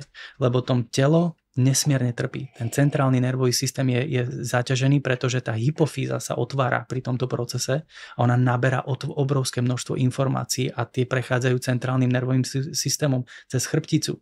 A ty musíš mať kvalitného šamana, aby sa nestalo niečo zlého alebo nesprávného, nešikovného. V tomhle kontextu umí to někdo vůbec třeba v našich krajinách? Vůbec bys nedoporučoval? Vůbec bych som nedoporučoval. Já si to taky jako, nebo ve svém amatérském pohledu, mně přijde, že to nedává vůbec smysl. Že když někdo chce, tak ať sakra jde do toho původního prostředí. Tam, kde to rastie, tam, kde sa to dá pestovať, tam, kde sa to dá uvariť a tam, kde je tá tradícia z otca na syna, z matky na dceru. My jsme tam byli s Honzou Hovorkou, kolegou, klavíristou a hráli jsme tam takový mini turné. A v Kusku jsme taky byli. A je to jako nepopsatelný. Jenom když přijedeš na to místo. Ano. Dostaneš takovou facku. Jakože je magické. Jakože přišli jsme, já si úplně pamatuju přesně ten spirituální zážitek. To je jako, to se nedá nazvat líp. Jak přijdeme na to náměstí, teď jsme tam sedli do nějaký prostě, já nevím, nějaký balkónek, dali si tam jeden drink a takhle jsme s otevřenou, s tím úsměvem čuměli a absolutně jsme nechápali, co se to děje. Absolutně jsme to nechápali. Jakože naprosto nepopsatelný zážitek, jo, ale já to samozřejmě přisuzuju i tomu genius loci toho místa, jo, té energie, která tam prostě jako vře, to je brutál. 3-4, že jo, nějakých, je to náměstí, nebo 3-3. Ano. No, jako dávam ti za pravdu. Tam sa proste dejú veci a tam to totiž to patrí do tej kultúry. To je normálne, ty keď to chceš zažiť, keď ťa to láka, ale naozaj láka, keď to vnímaš, keď to cítiš, že je to tvoj smer, ale naozaj nie ako hobby alebo nejaké také ego pretlačania. Keď ťa to tam proste zavedie, tam to zrazu vieš, že si dobré. Ale aj tam už dnes to funguje tak, že už je tam veľký tlak. Tí kringovi, ako to oni nazývajú, beloši, tam veľmi tlačia na tie spirituálne zážitky a už je to, sem by som ani nechcel ísť do tej témy, len je to už trošku iné dnes, ako to bolo ešte vtedy. Len ide o to, že dnes sa tí šamani už stiahli vlastne do tých hôr, lebo je tam obrovský tlak tých belochov, ktorí hľadajú, sú to tí hľadači, tí pátrači. Ale presne ako hovoríš, to už len to mesto Kúsko. Začínajú odmítať. Začínajú to odmietať, lebo sa tam stráca tá krása v tom. Preto aj tá kultúra si zvykla teraz, že rôzne odvary robia iba z ayahuasky, rôzne veci, aby to teda tým belochom neublížilo, lebo oni tlačia na to, že chcú, čiže idú na 10 ceremónií, to neexistuje. Jedna ceremonia urobí všetko, ale niekto mi povie, bol som na ayahuaske a bol som priamo v Kusku a toto a 15 ceremónií a super to bolo. A sa na to pozriem, že že to bolo len nejaké také pre belochov urobené pravdepodobne, aby si mal dobrý zážitok. Takže neopakovať? V žiadnom prípade, keď je ceremonia urobená dobre, ty už sám vieš, že v žiadnom prípade, že videl som veľa, lebo ty tak veľa sa dozvieš, tak veľa vidíš, tak veľa chápeš, že ty nepotrebuješ to zopakovať. Samozrejme ten šaman ti povie, či potrebuješ, nepotrebuješ a to už je všetko v rukách šamana. Tak ako my máme dnes lekára, ideš za lekárom a on ti povie, že ako sa veci, tak ten šaman funguje a tie ceremonie, to sú posvetné veci. Ty musíš mať veľmi kvalitného šamana, ktorý ťa tým prevedie, lebo on si uvedomuje, aké následky to pre telo môže mať. Tieto medicína z plantas ceremonie sú pre človeka, ktorý je v úvodzovkách hľada zdravie. Potrebuje navrátiť svoje zdravie. Čiže je to, my by sme povedali, že pre chorého človeka, ktorý potrebuje ísť hĺbšie, ako mu súčasná západná medicína dovoluje. Čiže pre tých to je určené, lebo to telo je v stave, že čaká na liečebný proces a nevie sa ten človek, to psyché sa nevie spojiť, vlastne tam celé to nevie docvaknúť. Takže toto je vhodné pre týchto ľudí, ktorí skutočne majú problémy, napríklad ako tí drogovo závislí ľudia, ale dnes máme mnohé civilizačné ochorenia psychického aj fyzického charakteru, čiže pre tých ľudí to je. Ale samozrejme tiež musíš nejako kooperovať s tou kultúrou. Vieš, nemôžeš len tak, že proste že to nechápeš a že ideš tam do tej kultúry, že musí tam byť nejaký základ, že ti to je blízke proste, že tá indiánska kultúra ti je blízka. A potom sú tam aj racionálni ľudia, ktorí sú naozaj, že ľudia, ktorí zasa to vedia správne uchopiť a priniesť do toho sveta. Tu v Čechách máte pár veľmi kvalitných ľudí, ktorí tam išli za takýmto výskumom a aj to nosia vlastne do československej kultúry, čiže je to skvelé. A to sú tí, ktorí naozaj, že sú tí číslo 2, ktorých si tam viem predstaviť. Čiže prvé sú tí nezdraví ľudia, číslo 2 sú tí, ktorí potom naozaj, že vedia urobiť kvalitný výskum. A tí číslo 3, to sú tí hľadači, pátrači, ego pátrači, ktorým to vôbec netreba, alebo tí dostanú väčšinou aj veľkú nakladačku, že sa potom naozaj dostávajú z toho a nie je to jednoduché. Okrem toho môžu padnúť aj do rúk nepravých šamanov alebo tzv. Brúchos. To sú šamani, ktorí robia čiernu mágiu, takže nie je to sranda. My sme západná kultúra, my nerozumieme takým veciam a keď sa ten západňar tam rozbehne, oni ho ľahko zmanipulujú na to, na čo potrebujú.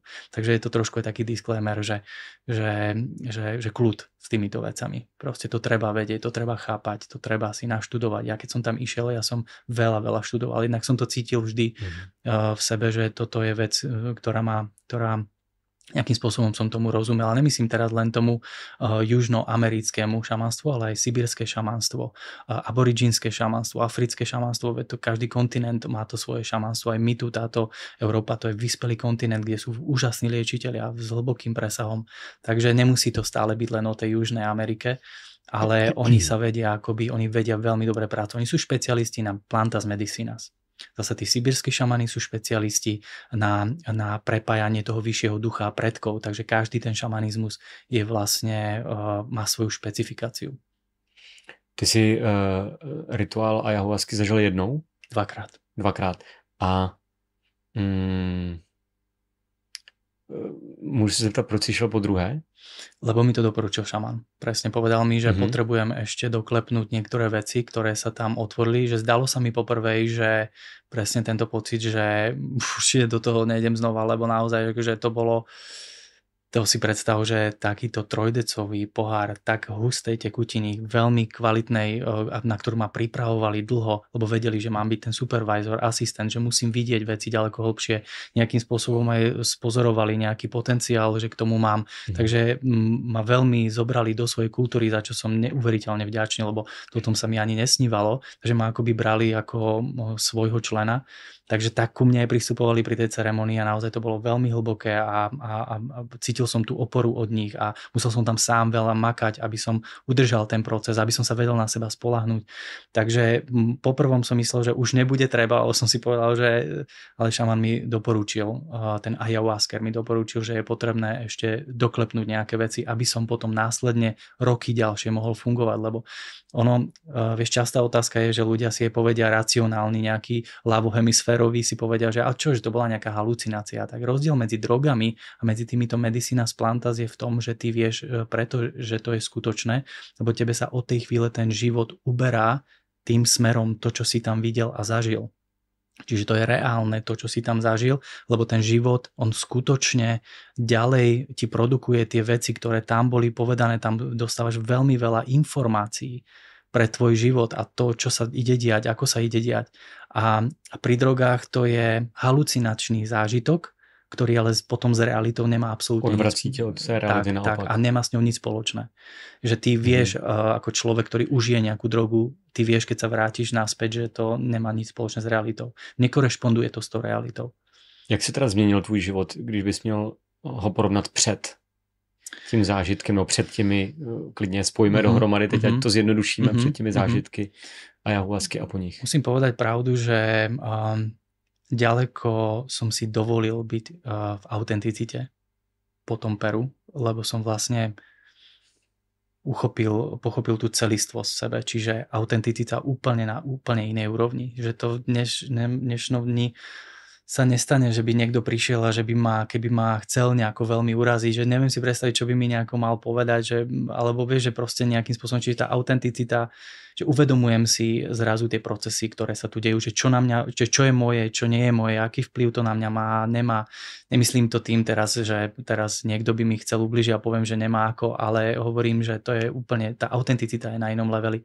A na inom leveli sú aj práve tie piliere, tie pokora, odvaha, disciplína, všetky tieto veci sa ti zrazu zaklapnú a ty chápeš, ako to tu funguje a čo máš hlavne robiť. Čiže ak som predtým bol odvážny a disciplinovaný a sústredený, tak po tom Peru som vypustil paru a ďaleko viac tá odvaha, disciplína, pokora, ďaleko viac si to sadlo a používam tie nástroje s oveľa väčšou ľahkosťou. Tam se ještě zkusíme vrátit k těmhle 3 pilířům. Tak díky za připomenutí. Ty taky říkáš, že pak, když se chceme dostat blíž nějakému vnímání nebo svému vědomí, tak je potřeba přestat hodnotit nejenom okolí, ale taky sebe sama, což se samozřejmě lehko řekne, hůř asi udělá, ale ostatně ten podcast je o tom, že se snažíme, že lidem skutečně pomáhat, aby se přiblížili těm svým snům, takže kdybych se tě měl zeptat, jak to udělat, abychom přestali hodnotit a jestli se to daří tobě a jak se ti to daří? Je to tvrdá makačka.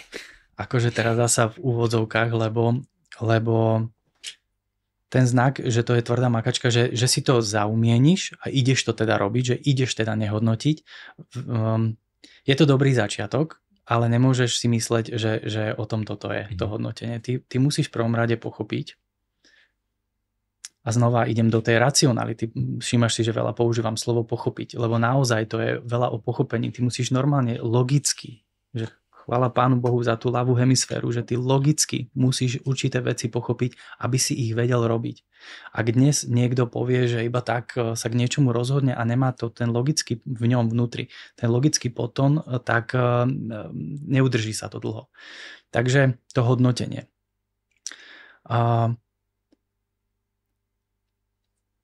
Vždy som bol taký, že som akoby, keď som mal človeka pred sebou, tak som rozumel, čo sa v ňom deje. Videl som, akým spôsobom uvažuje a čo sa tam vnútri deje a potom som si to len porovnal s tým, čo rozpráva. Čiže predstav si mňa, človeka, ktorý vidí, že niečo ti ide hlavou a hovoríš niečo iné, okamžite vo mne nábehne hodnotiaci proces. Čiže ja musím aj úprimne povedať, že toto bolo jedno z najťažších vecí, alebo aj je jedna z najťažších víziev pre mňa, lebo dá sa povedať, že sa celkom orientujem v človeku a nemám ho ísť hodnotiť. To je skoro nemožná záležitosť, lebo vidím tam tie rozkoly.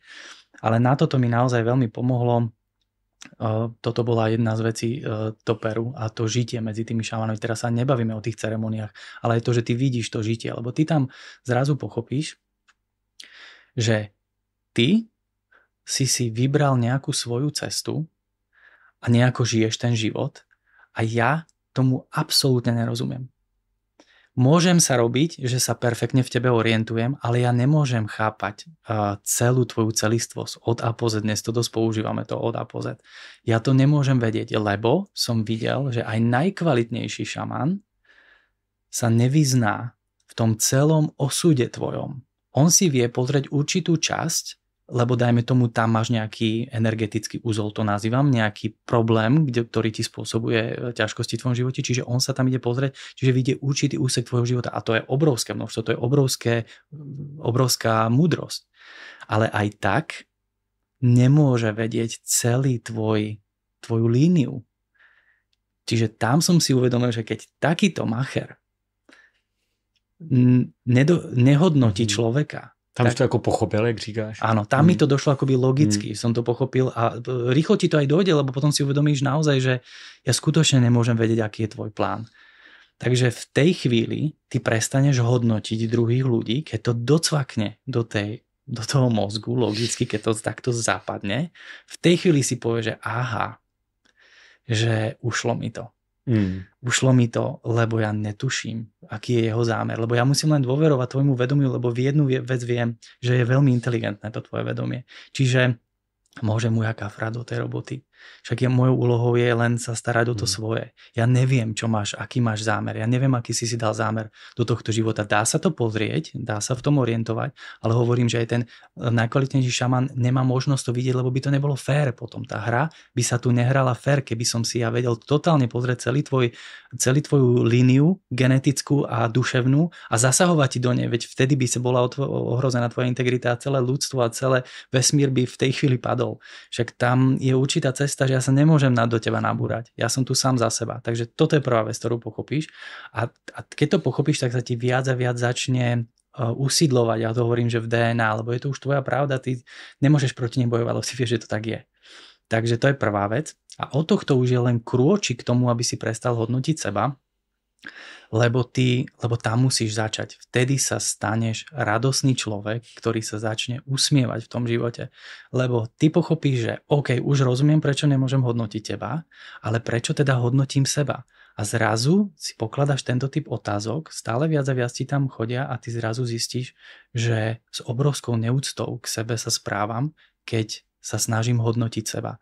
Lebo takisto nemám uchopené týmto mozgom, ktorý je v trojrozmernom svete, nemám uchopené tú moju cestu a ja nemôžem proste takýmto spôsobom sa týrať. Takže vyslovene zistíš, že si sa týral, ako náhle prestaneš hodnotiť okolie, automaticky prestávaš hodnotiť aj seba. To je automatika, to je akoby ten pekný spirituálny vzorec.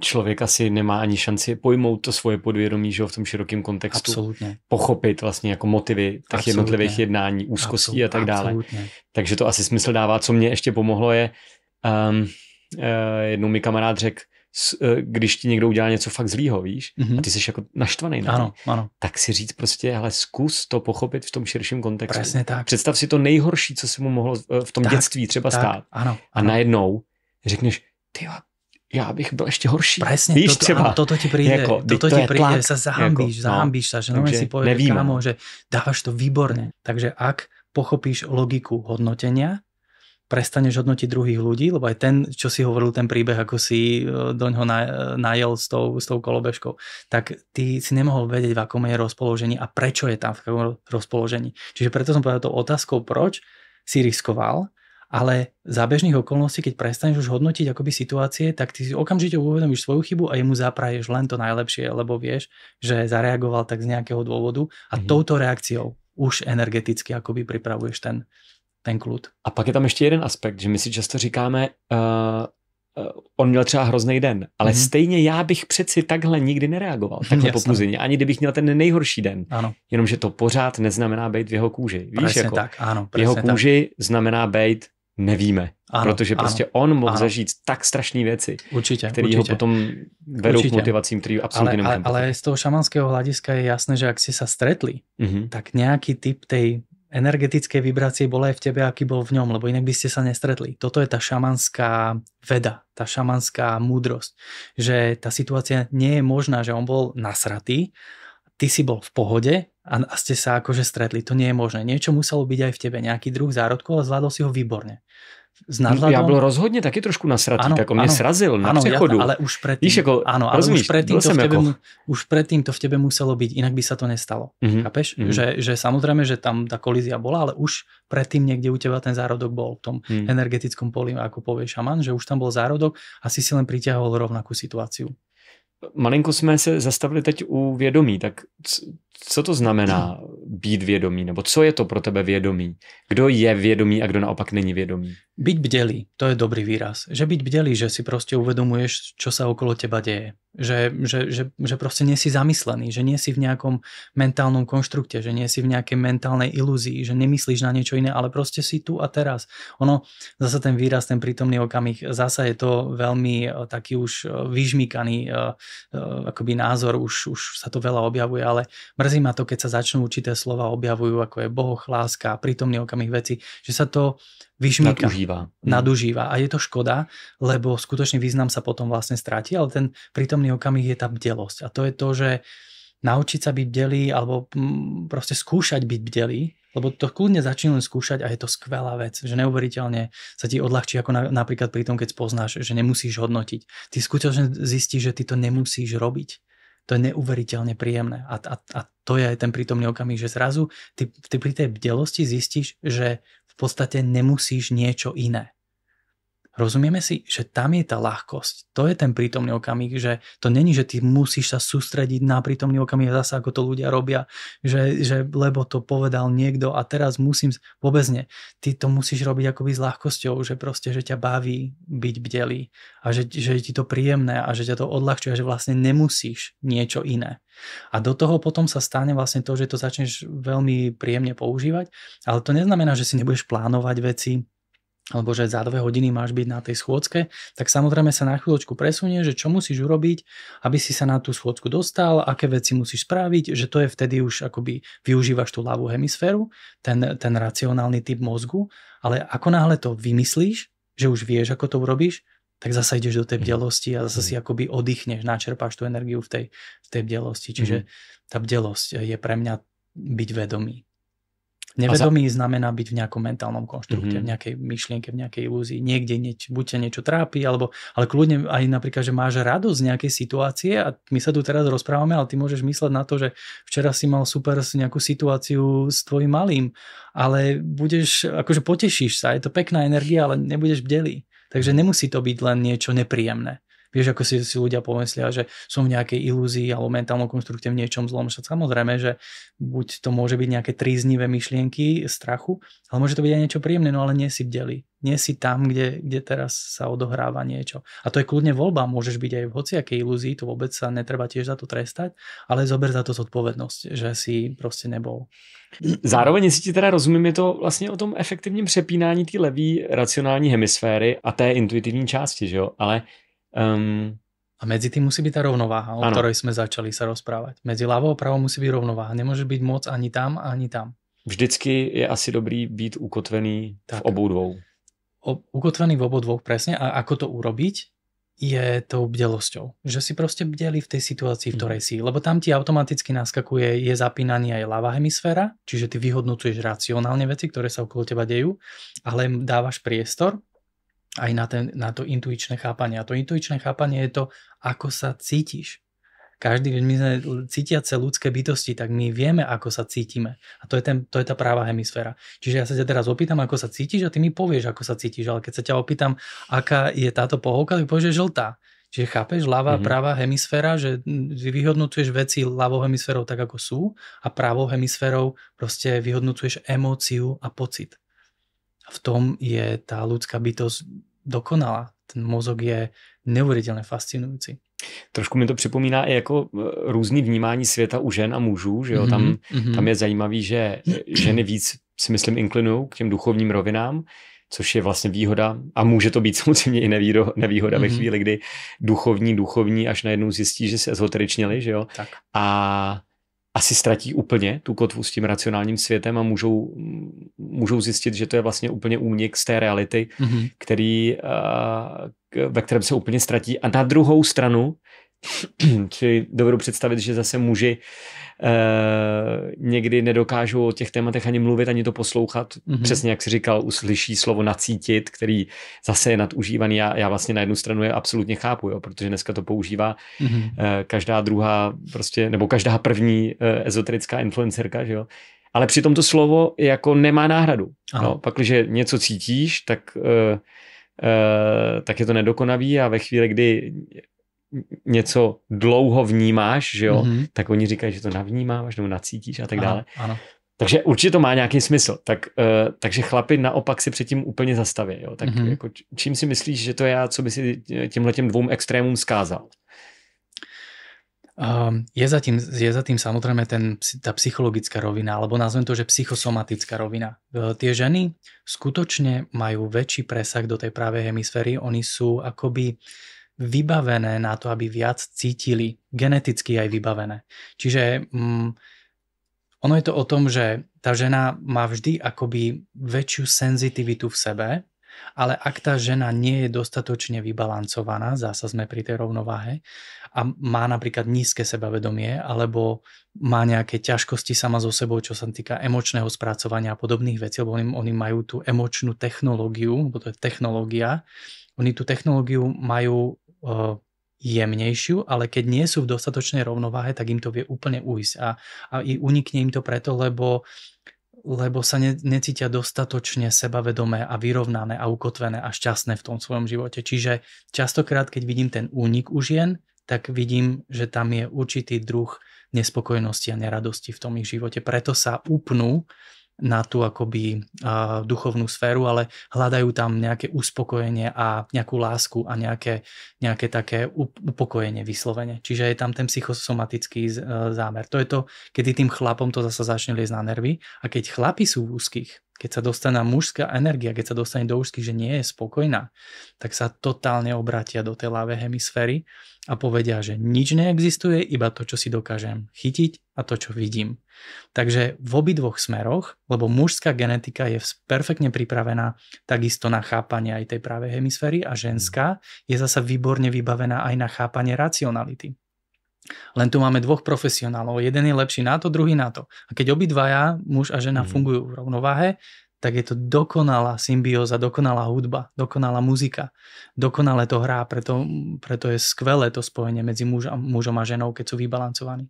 Ak je tam nerovnováha, tak žena automaticky unikne do tých emócií a pocitov a hľadá tu pocit toho uspokojenia a vlastne toho, že ju uznáš, bohužiaľ v tej nejakej duchovnej sfére a ten muž, ten sa tak zasekne, vnímame to častokrát, že zostal zaseknutý, zatrpknutý a ten zasa potrebuje, že ja pokým si niečo neochytám, tak to neexistuje a tam nie je cesta. A jenom tohle uvědomění a odpadá 90% manželských hádek, že?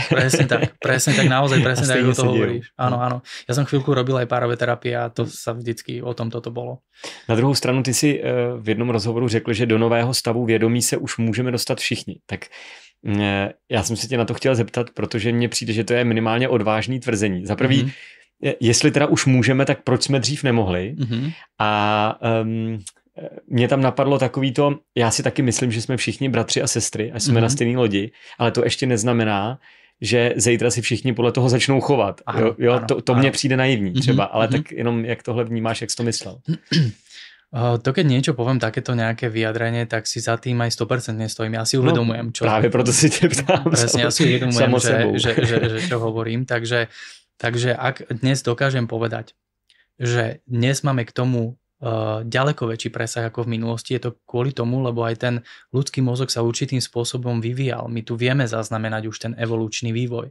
Samozrejme, máš pravdu, že vedomie tu bolo vždy sme sa vedeli na ňo napájať a vždy sme mali k nemu prístup. Takže nie je úplne správna tá informácia, že predtým sme nemohli a teraz sme mohli, ale tie tela, ten evolučný stupeň, v ktorom žijeme, sú ďaleko pripravenejšie na vnímanie jemnohmotnejších energií.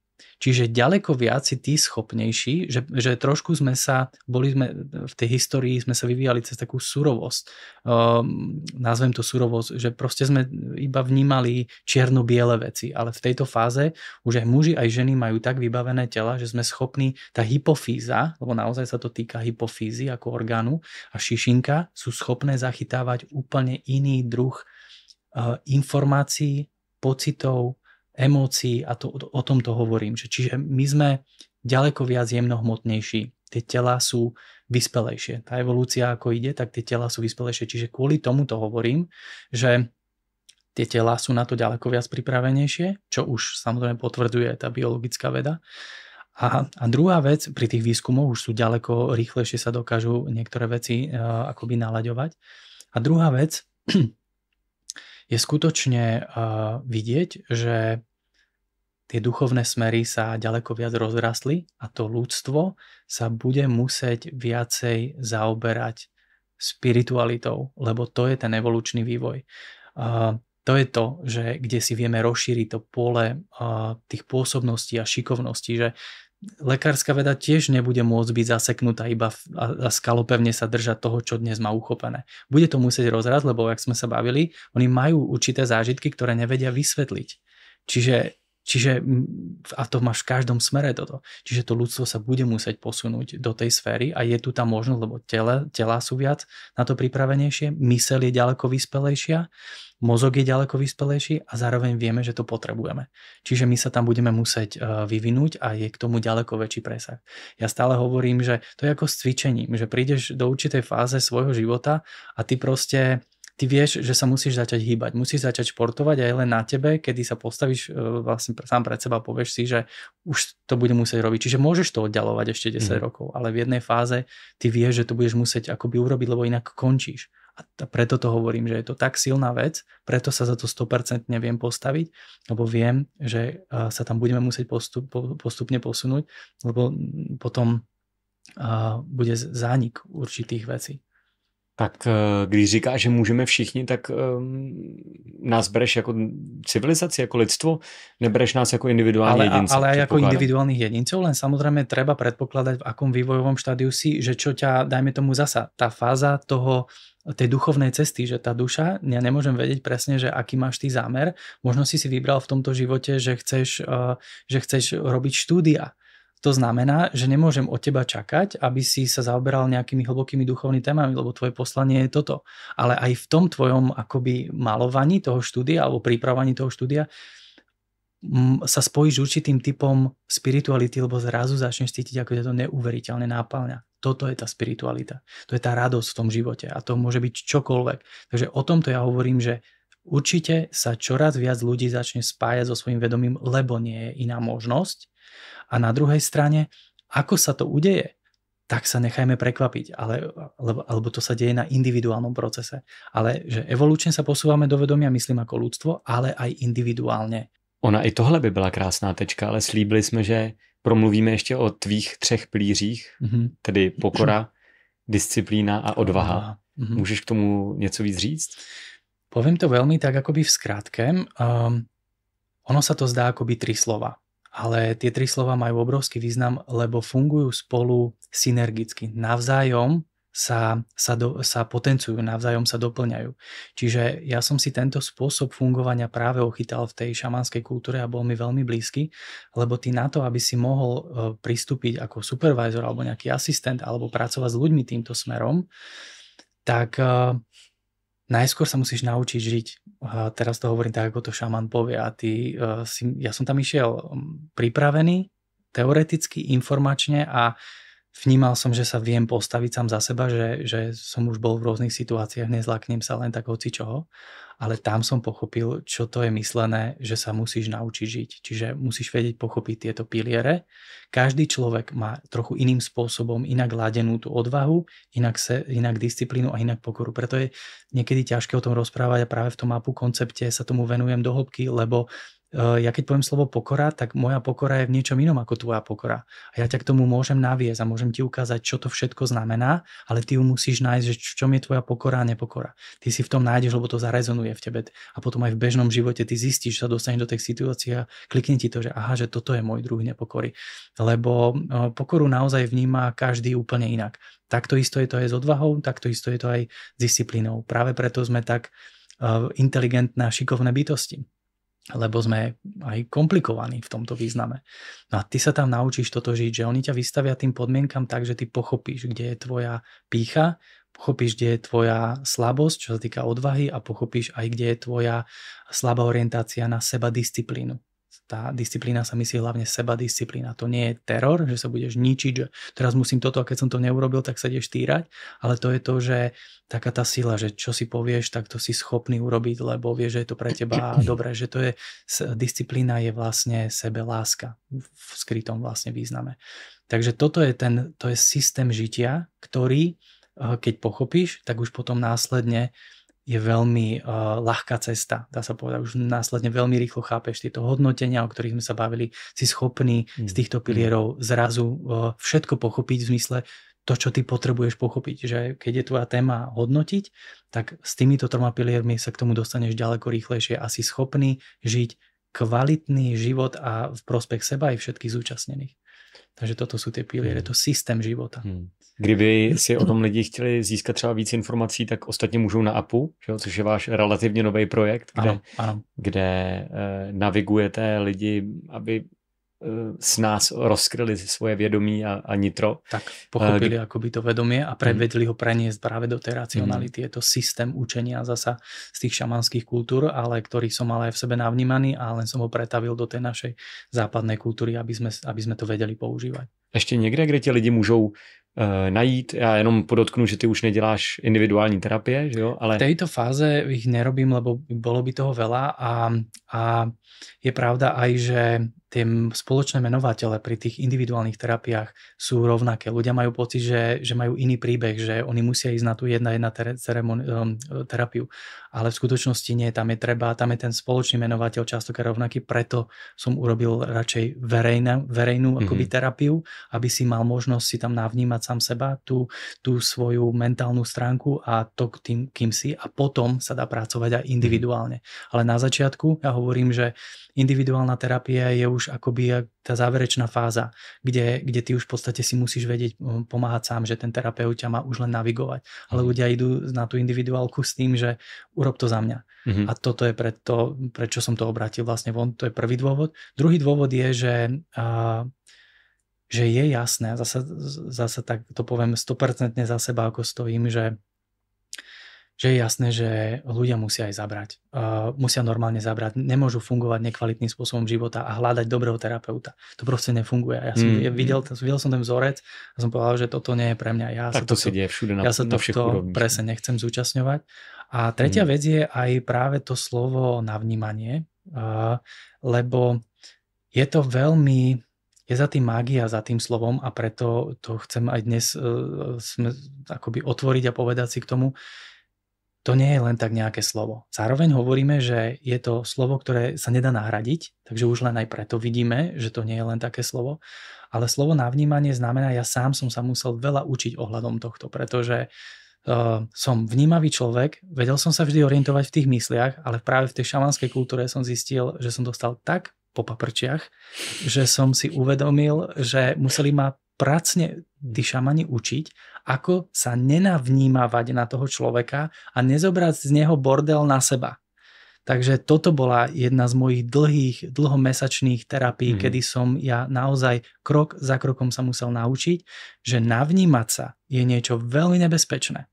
Lebo to je proste, že ja sa idem do teba navnímať a ja samozrejme navnímam celé ten bordel z teba a potom si to odnášam, a toto je to, preto hovorím, že to je mágia, čiže preto som rád, že to tu môžem u teba povedať, lebo to je také upozornenie, na to si treba dávať obrovský pozor. Môžem s tebou súcitiť, môžem chápať, môžem vnímať, čo mi hovoríš, ale navnímať sa je magická technika, ktorá je pre liečiteľov, šamanov a pre tých, ktorí s tým vedia narábať. Takže ruky preč od takých vecí, jak v tom neviem chodiť. Kde tě teda ještě můžou lidi najít jinde, jestli chceš něco zmínit? Vedieme aj projekt Cebedium, kde vlastne používame kanabinoidnú liečbu, ktorou som tiež mal možnosť byť súčasťou v tej šamanskej kultúre. Je to kvalitná liečba, ktorá je schopná naštartovať samoliečebné procesy tela, čiže tu sa vieme akoby tak somaticky uberať. V tomto projekte Cebedium vieme somaticky pracovať s telom, a zasa v tom APU koncepte, lebo to nie je projekt, je to koncept, je to trošku iná forma, je to vlastne určitý typ výučby a praktické výučby na to, aby si vedel proste žiť kvalitne, tak to je skôr zamerané na tú psychosomatickú časť, čiže preto tie dva projekty sa veľmi akoby prepájajú, čiže lidujem akoby projekt Cebedium na somatickej úrovni a APU koncept, ktorý je taká vyššia forma, a spustili sme to až preto teraz, lebo som videl, že už je to možné. Zasa to je to, čo si sa ma pýtal. Ja som nemohol pred 10 rokmi hovoriť o duši, lebo to bol výraz, ktorý je nepoužívateľný. To proste môžeš použiť na dušu na bicykli, v kolese, alebo v automobile, alebo niečo. Tak preto aj hovorím, že určite to vedomie raz pochopíme, lebo vidíš, dnes o tom sa plnohodnotne môžeme rozprávať. Vidíš to smerovanie. Tak, uvidíš za 5 rokov, bude to úplne normálne, bežné, a bude to radosť, keď sa bude môcť človek na to napájať. Nie všetci sa na to budú chcieť napojiť, nie som ani taký ten optimista, že všetci, ale ak sa niekto nebude chcieť ísť uberať týmto smerom, tak určite bere za zodpovednosť, že kam chce, aby ten jeho život akoby smeroval. A nie je to vôbec chyba. Nehovoríme tu teraz, že ten, kto sa nebude zaoberať vedomím, tak je zlý človek alebo niečo vôbec. Zasa sme pri tom hodnotení, každý má svoju cestu a my nemôžeme vedieť, aká tá jeho cesta je. Takže ale to většinový směřování tam jde. Tak určite musí, lebo je to, ľudia chcú žiť kvalitne. To je jednoduché. Odkazy samozřejmě dáme pod video, to se ví, ale poslední zásadní otázka, kdyby si měl zmínit 3 až 5 věcí, které podle tebe změní nejvíc naší psychiku k lepšímu? Na co bys myslel? Zjednodušovať proces, ako sa to len dá. Určite proste stále hľadať cesty, ako veci zjednodušovať. Ľudská psychika je uspôsobená na to, aby tvorila. Ak je zahltená komplikovanosťou života, tak je problém.